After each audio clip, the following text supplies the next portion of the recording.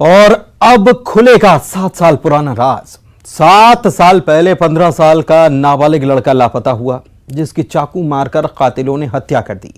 शमशान के पास लाश को छुपा दिया गया था। 7 साल से लाश वहीं पर दफन थी और फिर हत्यारों ने एक ऐसी गलती की कि कत्ल का राज फाश हो गया। मोहब्बत की कहानी, अवैध संबंधों से कत्ल का कनेक्शन है।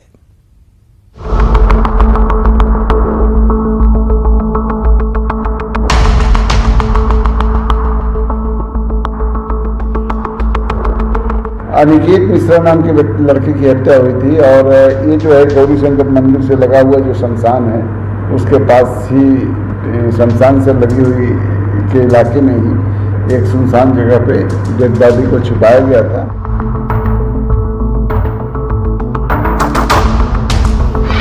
मैं राज खोल दूंगा और वो हुआ लापता।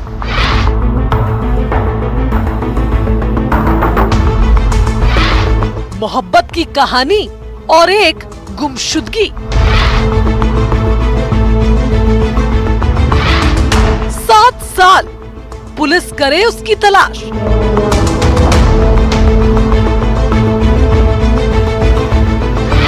कातिल ने खुद दिया कत्ल का सुराग।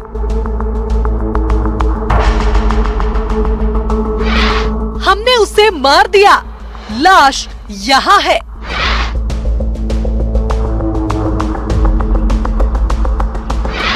सात साल, कत्ल, कंकाल और वो राज। ये वारदात है राज की, राज खुलने की, राज को दफन करने की और 7 साल बाद उसी राज के राज को जानने के लिए इस शमशान के पास खुदाई हो रही है। पुलिस और प्रशासन की मौजूदगी में जिस जगह पर 7 साल पहले 15 साल के अनिकेत मिश्रा की हत्या करके उसकी लाश को दफना दिया गया था। हत्यारों ने पुलिस को बताया कैसे कत्ल किया था और लाश को कैसे छुपाया था।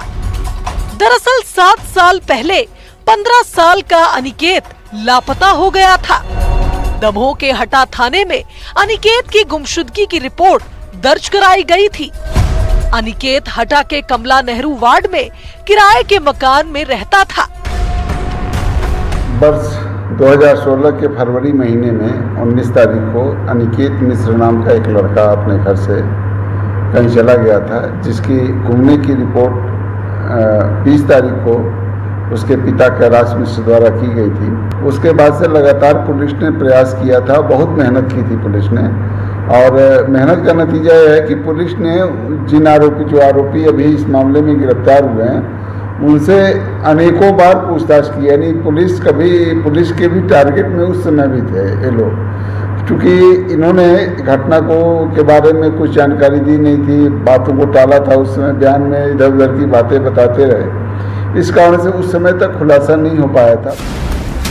पहले भी संदिग्ध आरोपियों से पुलिस ने पूछताछ की, लेकिन वो पुलिस को गुमराह करते रहे।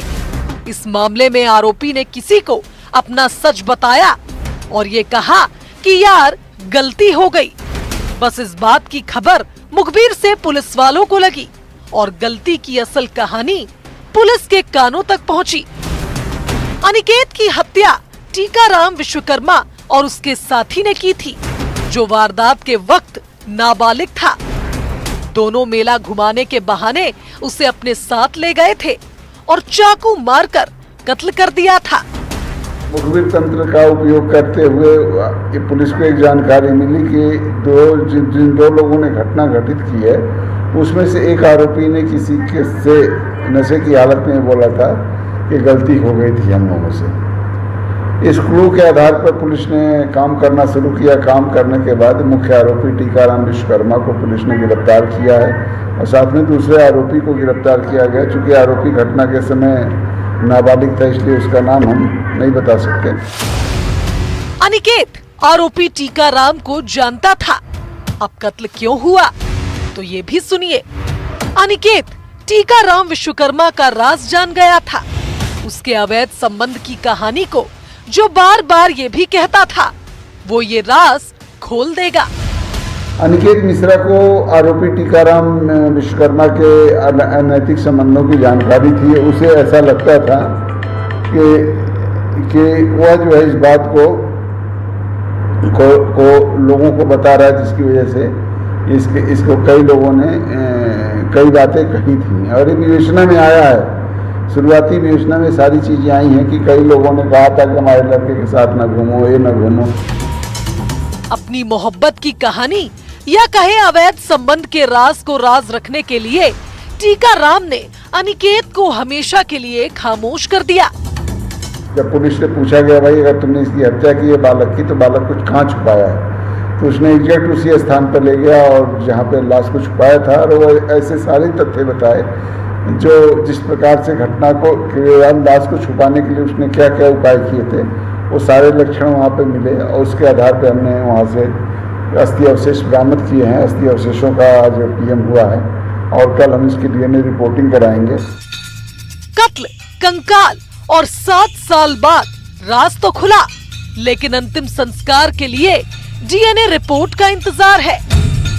दमोह से आशीष जैन के साथ bureau report, news 18, Madhya Pradesh, Chhattisgarh.